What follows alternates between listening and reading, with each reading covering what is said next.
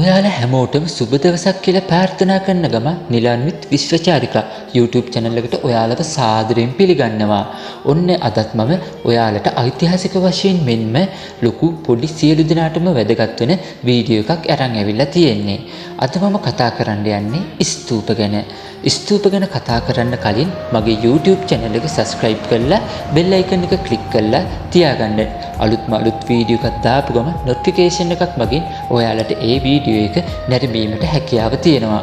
එහෙනම් අපි වීඩියෝ එකට යමු. දාගැබ් හෙවත් ස්තූප ගොඩනැගුණේ බුදුන් වහන්සේ සිහි කිරීම සඳහාය. බෞද්ධ ස්තූපය ආරම්භය ඈත අතීතයට විහිදයයි. බෞද්ධයන් ස්තූපයක් ගොඩනැගුවේ බුදුන් වහන්සේගේ පූජනීය නෂ්ටාවශේෂ හෝ උන්වහන්සේගේ පවිත්‍ර සලකුණු තැබූ ස්ථාන මුල් කරගෙනය. මෙසේ ගොඩනැගූ බෞද්ධ ස්තූප මහත් භක්තියෙන් සැලකීමට බෞද්ධයෝ අමතක නොකළහ. මේ තත්ත්වය මැනවින් විද්‍යාමාන වූයේ ඉන්දියාවේය. ස්තූප ගොඩනැගීම ආරම්භ වූයේ බුදුන් වහන්සේ ජීවමාන කාලයේදීමයි. ඒ බව ලංකාවෙන් ලැබෙන තොරතුරු වලින්ද තහවුරු වේ. උන්වහන්සේද චෛත්‍ය අගය කර ඇත.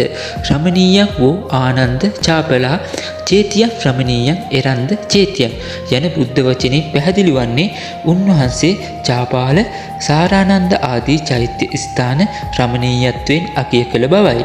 බුදුන් ජීවමාන කාලයේදී බෞද්ධ ස්තූප ගොඩනැගුණු බවට ලංකාවෙන් ලැබෙන සාධක නම් තපස්සු බල්ලුක වෙළඳ දෙබෑයන් බුදුන් වහන්සේට විලඳ හා මී පැණි පිළිගැන්වීමෙන් පසුව ලැබුණු කේශ ධාතු තැන්පත් කර කිරිහඬු සෑය ඉදි කළ බව සඳහන් වීමයි.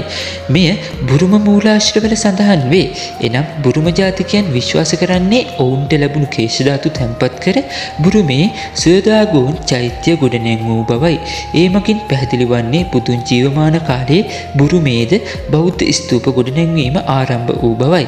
මීට අමතරව බුදුන්ගේ ලංකා ගමනේදී මහියංගනයට වැඩම කළ අවස්ථාවේ සිහිගැන්වීමට සුමන සමන් දෙවියන් විසින් මහියංගන චෛත්‍ය ඉදිකිරීමද කැලණීට වැඩම කළ අවස්ථාවේ හිඳගත් මැණික් පුටුව තැන්පත් කිරීමෙන් මානි අක්කිත රජු විසින් ඉදි කරන ලද කැලණි චෛත්‍යද බුදුන් වහන්සේ ජීවමාන කාලය හා සම්බන්ධ වන චෛත්‍යයක් වේ.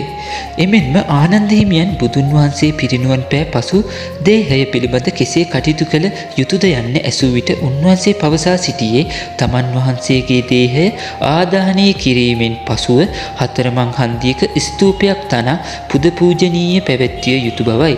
එයින් උන්වහන්සේ ප්‍රකාශ කළේ තමන් වහන්සේ ජීවමාන නොමැති විට ශාසනයේ පැවැත්ම සඳහා තමන් උදෙසා චෛත්‍යයට පුද සත්කාර කිරීම යෝග්‍ය බවයි. උන්වහන්සේගේ පරිනිර්වාණයෙන් එසේ කළ අතර එම චෛත්‍ය වන්දනය අද දක්වාත් ක්‍රියාත්මක වේ. ඉන්දියාවේ බෞද්ධ චෛත්‍ය වඩාත් ප්‍රචලිත තත්ත්වයට පත් වූයේ අශෝක අධිරාජ්‍යගේ සමයේදීය. රජතුමා 84000ක් වෙහෙර විහාර තැනූ බව ජනප්‍රවාදයන් හිමෙන්ම වංශ කතාවලද සඳහන් වේ. ඒ අනුව ලෝකයේ වැඩිම වෙහෙර විහාර සංඛ්‍යාවක් ගොඩනැගූ පාලකයා ලෙස සැලකෙන්නේද අශෝක අධිරාජ්‍යයයි. බෞද්ධ ස්තූපයේ ප්‍රභවය. බෞද්ධ ස්තූපයක ප්‍රභවය ගැන කතා කරනකොට බෞද්ධ ස්තූපයේද මහා පුරුෂ ඇදහිීම සම්බන්ධයෙන් ඇති වූ සංකේතයකි. මහා පුරුෂස් ගණයට සම්මා සම්බුද්ධ, පසේ බුද්ධ, අරහත්, ශ්‍රාවක, චක්‍රවර්ති රාජ යන සිව් දෙනා අයත් වේ. චක්‍රවර්ති රජුගේද ශරීරය දෙතිස් මහා පුරුෂ ලක්ෂණයන්ගෙන් සමන්විතය. පරිනිර්වාණයෙන් පසු බුදු වූ ධර්මකාය ස්වරූපෙන් සදාකාලික වෙති. බෞද්ධ ස්තූපය තුල ඒ බුදු වූ ජීවමානව වැඩ සිටිති. ස්තූපය සියලු බුදුවරුන් වැඩ සිටින මණ්ඩලයක් ලෙසත් තාත්‍රික බෞද්ධයෝද සැලකති. බුද්ධ වංශයේ බුදුරුදුන් තූපාරාමයට සමාන ලෙස සලකා තිබීමෙන් මේ තවදුරටත් තහවුරු වේ. මහායාන සම්ප්‍රදායට අනුව සාම්භෝගයේ දෙතිස් මහ පුරුෂ ලක්ෂණ හා අසීතානු ව්‍යාංජන වලින් සමන්විතය. ධර්මකායේ සාම්භෝග අවස්ථා ඉන් දැක්වේ. මේ අනුව ධර්මකාය හෙවත් බුදුරදුන් හෝ එය මානව රූපව සංකේතවත් කෙරෙන සාම්භෝගකාය හා ධානි බුදුවරුන් තැන්පත් කොට ස්තූප තැනීම ඓතිහාසික බුදුරජාණන් වහන්සේගේ ධාතු තැන්පත් කර ස්තූප තැනීම ශ්‍රේෂ්ඨත්වයෙන් සැලකෙන ලදී. තේරවාදී වූ ඓතිහාසික සිද්ධාර්ථ ගෞතමයන් වහන්සේ ඇතුළු පශ්චිම භාවික මානුෂී බෝධිසත්වයන්ටද මහා පුරුෂත්වයෙන් ආරෝපණය කළහ. මෙසේ දෙපක්ෂයම මහා පුරුෂ සංකල්පය පිළිගෙන ඇති බවත් මහා පුරුෂයන් සිටින ස්මාරකයන් ලෙස හෝ මහා පුරුෂ සංකේතයක් වශයෙන් ස්තූප දෙපක්ෂයම පිළිගෙන ඇති බවත් අනාවරණය වේ. මේ තත්ත්වය අනුව බෞද්ධ ස්තූප වෛදික මහා පුරුෂ සංකල්පය බැඳී හිරණ්‍ය ස්තූප ප්‍රභව කොට ඇති බව අග්‍රවාල්ගේ මතය නිවැරදිසේ පෙනේ. බෞද්ධ ස්තූපයේ ඉතිහාසය. බෞද්ධ ස්තූප ගොඩනැගීම ආරම්භ වූයේ බුදුන් ජීවමානව සිටියේදීමය. බුදුන් ජීවමානව සිටියේදීම පිරිනුවන් පෑ ශාරිපුත්ත මොග්ගල්ලාන අගසව් දෙනමගේ භාෂ්මාවශේෂ තැන්පත් කොට ස්තූප තනන ලදී. ඒ සඳහා උපදෙස් දෙන ලද්දේ බුදුරජාණන් වහන්සේය. බුදුන් වහන්සේ පිරිනුවන් පෑමට ප්‍රථම ආනන්ද හිමියන්ගෙන් විමසන ලැබුවේ තමන් වහන්සේ පිරිනිවීමෙන් පසු මාතෘදේහය සක්විති රජුගේ මාතෘදේහයට මෙන් සලකා ආදාහනය කොට සිව්මන් සන්ධියක ස්තූපයක් තනවා ප්‍රදක්ෂිනා කිරීමෙන් මල්දම් පැළඳවීමෙන් සුවඳ දුන් ගැල්වීමෙන් එය පූජා කරන ලෙස පැවසූ බව මහා වග්ගයේහි සඳහන් වේ. මෙය ප්‍රාග් බෞද්ධ චක්‍රවර්ති වන්දනාව අනුගමනය කිරීමකි. මේ දෙකින්ම මහා පුරුෂ වන්දනාව අදහස් කරයි. සර්වස්තිවාදී විනයෙහි දැක්වෙන පරිදි අනාථ පිණ්ඩිකද බුදුරජාණන් වහන්සේගේ කෙස් හා නිය ලබාගෙන ඒවා තැන්පත් කොට ස්තූපයක් තැනීමට බුදුරජාණන් වහන්සේගෙන් අවසර ලබාගෙන ඇත. එම ස්තූපයේ බිත්ති රතු කළු සුදු වර්ණ ආලේප කිරීමටද මෛතුන රූප හැර වෙනත් ඕනෑම රූපයක් ඇඳීමටද දොරටුවලට දොරවල් සවි කිරීමටද දොරටු ඉදිරිපිට වටේට ගරාදී වැට තැනීමටද විමානවල කුඩා ස්තූප තැනීමටද කුළුණු යෙදීමට හා ඒවා පාට කිරීමටද ඔහු බුදුන්ගෙන් අවසර ලබාගෙන ඇත. මහා සාංඝික විනයෙහි එන පරිදි බුදුරදුන් විසින් කාශ්‍යප බුදුරදුන් උදෙසා ස්තූපයක් තනවන ලදී. ගඩොලින් තනන ලද එම ස්තූපය රන් හා රිදී තහඩු වලින් වසන ලදී. එම ස්තූපය යොදුනක් උසය. එහි අර්ධ විස්කම්භය යොදුන් භාගයකි. ලෝකඩ වලින් කරාදී වැට තනන ලදී. මේ ස්තූපය තැනීම සඳහා අවුරුදු 7ක් දින 7ක් ගත වී ඇත. ස්තූපයේ හතර පැත්තේ විමාන සිංහ හා ඇත් රූපද විය. කාකි රජු විසින් කරවන ලද ස්තූපයක් ගැන මහා සාංඝික විනයෙහි සඳහන් වේ. බුදුරදුන් උපන් බුදු වූ දම්සක් පැවැත් වූ පිරිනිවන් පෑ තැන්වලද චෛත්‍ය තනවනු ලැබීය. සිද්ධාර්ථ ගෞතමයන් වහන්සේ බුද්ධත්වයේ ලබා සති 7ක් ගිය තැන උන්වහන්සේට පළමු ආහාරය පිදූ තපස්සු හා බල්ලුක යන වෙළඳ සහෝදරයන් දෙදෙනා උන්වහන්සේගෙන් ලබාගත් කෙස් ශ්‍රී ලංකාවට ගෙනවිත් නැගෙනහිර වෙරළේ තිරියාය නමින් ප්‍රසිද්ධ ස්ථානයේ ස්තූපයක් කරවා එහි තැන්පත් කළ බවට සෙල්ලිපිවල සඳහන් වේ. බුදුරජාණන් වහන්සේ පිරිනිවීමෙන් පසු උන්වහන්සේගේ භාෂ්මාවශේෂ කොටස් 8කට බෙදා රටවල් 8කට බාර දෙන ලදී. ඒ භාෂ්මාවශේෂ ලබාගත් රජගහනුවර අජාසත්ත, විසාලියෙහි ලිච්ඡවීහු, කපිලවස්තුවේ ශාක්‍යයෝ, අල්ලකප්පයෙහි බුලයෝ, පාච්චයෙහි මල්ලවයෝ, කුසිනාරාවේ මල්ලවයෝ ශාරීරික ධාතු කොටස් තැන්පත් කොට ස්තූප තනා පිදුහ. ධාතු බෙදූ බදුන කුම්භ තැන්පත් කොට ස්තූපයක් තනා පිදුවේය. පිප්පලීවනයේ මෞර්යෝ බුදුරදුන්ගේ මාතෘදේහය දෙව් සෑයේ අඟුරු ලබාගෙන ඒවා තැන්පත් කොට ස්තූපයක් තනා පිදුහ. මේ අනුව බුද්ධ පරිනිර්වාණයෙන් අනතුරුව බෞද්ධ ස්තූප 10ක් තනා පුදුන් ලැබූ බව අනාවරණය වේ. රාමගාමයෙහි ස්තූපයේ තැන්පත් කර තිබූ ධාතු පසුව මංජෝරික නාගභවනයෙහි ගරයක් සහිත ස්තූපයක් තැන්පත් කර තිබී ක්‍රිස්තුපූර්ව දෙවන සියවසේදී ශ්‍රී ලංකාවේ රාජ්‍ය කළ දුට්ටගාමිනී රජු විසින් ලබාගෙන මහා ථූපයේ ඒ කියන්නේ රුවන්වැලිසෑයේ තැන්පත් කරන ලද බව මහා වංශයේ සඳහන් වේ. ස්තූප ඉන්දියාවෙන් ප්‍රභවය ලැබුවක් නොවිය හැකි.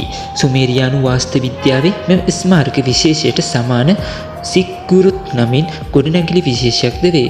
චංචායු යන දෙවියන් වැඳීමට හා මළවුන් ඇදහීමට එය සම්බන්ධ වේ. පිරමීඩිස් ස්තූප විශේෂයකි. ක්‍රිස්තුපූර්ව යුගයට අයත් ස්තූප රෝමයේ ඉටුයේකාන්හි තිබේ. ඒවා බෞද්ධයන්ගේ වෘත්තාකාර ස්තූපවලට බෙහෙවින් සමානය. මේ අනුව සලකන කල්ලි ස්තූපය නැමැති ගොඩනැගිලි වර්ග අවුරුදු දහස් ගාණක් අතීතයට විහිදී ගිය පෙර අපර දෙදිගම රටවලට උරුමයක් වූවත්ද වේ. ශ්‍රී ලංකාවේ බෞද්ධ ස්තූපය ඉන්දියාවේ අශෝක අධිරාජ්‍යයාගේ කාලයේදී ලංකාව පාලනය කළ දේවානම්පියතිස්ස රජු දවස එනම් ක්‍රිස්තු පූර්ව 3 වන සියවසේදී මෙරටට බුද්ධාගම ලැබුණේ මහින්දාගමනයත් සමගය. බුදුදහම ලැබීමෙන් පසු ලංකාවේ ගොඩනංවන ලද ප්‍රථම චෛත්‍ය ලෙස සඳහන් වන්නේ ථූපාරාම චෛත්‍යයයි. ඒ සඳහා මිහිඳු මහරහතන් වහන්සේගේ උපදෙස් ලැබුණු බව මහා වංශයේ සඳහන් වේ. මේ අනුව ථූපාරාමයේ ගොඩනැංවීමේදී ಭಾರತೀಯ බෞද්ධ ආభాසය ඒ සඳහා ලැබෙන්නට ඇතැයි විශ්වාස කෙරේ. එහෙත් පසු කාලීනව ගොඩනංවන ලද බෞද්ධ ස්තූප නිර්මාණයේදී ලංකාවේ ගෘහ නිර්මාණ ශිල්පියා දේශීයත්වයට ගැලපෙන පරිදි චෛත්‍ය නිර්මාණයට පෙළඹී ඇති බව විද්වතුන්ගේ මතය වේ. ශ්‍රී ලාංකිකයන්ගේ විශිෂ්ට හැකියාවන් මෙන්ම සාමය සහෝදරත්වය සහයෝගය වැනි උතුම් ගුණාංගයන් මෙම චෛත්‍ය නිර්මාණයෙන් තුලින් පිළිබිවන බව ඒ දෙස බලන ඕනෑම පුද්ගලයෙකුට සිතේ. ඉන්දියාවේ සාංචි ස්තූප වැනි ස්තූප දෙස බලන විට ලංකා ස්තූපයේ වර්ධනීය දේශීය ගෘහ නිර්මාණ ශිල්පයට අනුව යමින් අලංකාරත්වයෙන් හා දර්ශනීයත්වයෙන් ඉදිරියට ගෙන ගිය බව පැහැදිලියි. රුවන්වැලි මහා සෑය, අභයගිරිය, ජේතවනාරාමය වැනි චෛත්‍ය ලෝකයා මවිතයට පත් කරවන්නක් බව ඉහත ලක්ෂණයන්ගෙන් අපිට පැහැදිලි වේ. අපි ඊළඟට දාගැබක ප්‍රධාන අංග ගැන කතා කරමු. දාගැබක ප්‍රධාන අංග ගැන කතා කරනකොට නිදන් වස්තුව අනුව දාගැබ් වර්ග වන්නේ ශාරීරික චෛත්‍ය දාගැබ්, පාරිභෝගික චෛත්‍ය දාගැබ්. ඒ වගේම හැඩය අනුව දාගැබ් වර්ග ගැන කතා කරද්දී බෞද්ධ ස්තූප ගත් විට ඒවා විවිධාකාර හැඩයකින් යුක්ත වේ. ස්තූප ප්‍රධාන වර්ග කිහිපයකි. කාන්ටාකාර, ඝටාකාර, බුබුලාකාර, ධාන්‍යාකාර, අමලාකාර, පద్මාකාර. ඒ අතර වේ. අපි මුලින්ම ගාන්ටාකාර චෛත්‍ය ගැන කතා කරමු.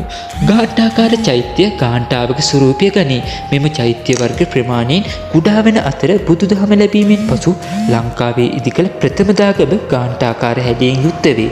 එම ස්තූපය වශයෙන් සැලකෙන්නේ ථූපාරාම දාගැබයි. ඊළඟ චෛත්‍ය වර්ගය වන්නේ ඝටාකාර. ඝටාකාර චෛත්‍ය යනු කලයක හැඩයට නිර්මාණය කර ඇති චෛත්‍ය වේ. පොළොන්නරු දිස්ත්‍රික්කයේ පිහිටි සෝමාවතී චෛත්‍යයත් මගුල් මහා විහාරයේ ස්තූපයත් ඝටාකාර හැඩයෙන් යුක්තය. ඊළඟට අපි බුබුලාකාර චෛත්‍ය ගැන කතා කරමු. දී බුබුලක හැඩයගත් චෛත්‍ය මේ නමින් හැඳින්වේ. ලෝකයා මවිත්පත් කරන ලද රුවන්වැලි මහා සෑය බුබුලාකාර හැඩයක් ගනී. එමෙන්ම තිස්ස මහාරාම ස්තූපය, පොළොන්නරුවේ කිරිවෙහෙර හා රන්කොත් පෙහෙර බුබුලාකාර හැඩයෙන් යුක්ත වේ. ගාන්ටාකාර චෛත්‍යයක් ලෙස ථූපාරාමය හැඳින්වේ. ඊළඟට ධාන්‍යාකාර. ධාන්‍යාකාර චෛත්‍ය ධාන්‍ය ගොඩක් හැඩය ගනිති. ශ්‍රී ලංකාවේ ධාන්‍යාකාර චෛත්‍යයකට කදිම උදාහරණයක් නමින් කැලණි චෛත්‍ය හඳුන්වා දෙන්න පුළුවන්. වී ගොඩක හැඩය අනුව සැලසුම් කර ඇති ස්තූප ධාන්‍යාකාර නමින් හැඳින්වෙන අතර ක්‍රිස්තු පූර්ව 3 වන සියවසේ දේවානම්පියතිස්ස රජතුමා ථූපාරාමය කරවන ලද්දේ මෙම ආකෘතියට අනුවය. පසුව කරන ලද ප්‍රතිසංස්කරණවලදී වෙනස් වී වර්තමානයේ වන විට ගාන්ටාකාර හැඩයක් ගෙන තිබේ. කැලණිය, කැබැල්ලෑවලෙන, පනික්කුම් කුළම යන ස්ථානවල පිහිටි ස්තූප මේ වර්ගයට අයත් වේ.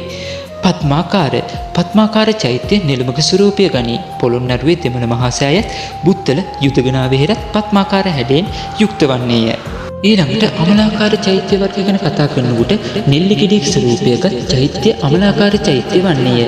මෙවැනි ස්තූප වර්තමානයේ නම් දක්නට නැත. මෙම ස්තූප වර්ග හැරෙන්නට බෞද්ධ රටවල තවත් ස්තූප වර්ග දැකිය හැකියි. අණ්ඩාකාර, ඒ කියන්නේ බිත්තරයක හැඩයෙන්. පලණ්ඩීවාකර, ලූණු ගෙඩියක හැඩය. චතුරස්‍රාකාර, හතරැස් හැඩය. අෂ්ටස්‍රාකාර, අටපට්ටමක හැඩය. සිලින්ඩරාකාර, සිලින්ඩරයක හැඩය. යනුවෙන් අපිට මෙම චෛත්‍ය වර්ග නම් කිරීමට හැකියාව ඇත. එහෙනම් යාළුවනේ, අදට මම මේ වීඩියෝ එකෙන් සමුගන්නවා. මෙම වීඩියෝ එකේ ඊළඟ කොටස ඊළඟ වීඩියෝ එකෙන් කියන මේ බලාපොරොත්තුවෙන් නිලාන්විත් විශ්වවිචාරිකා YouTube channel එකෙන් අදට නවතිනවා.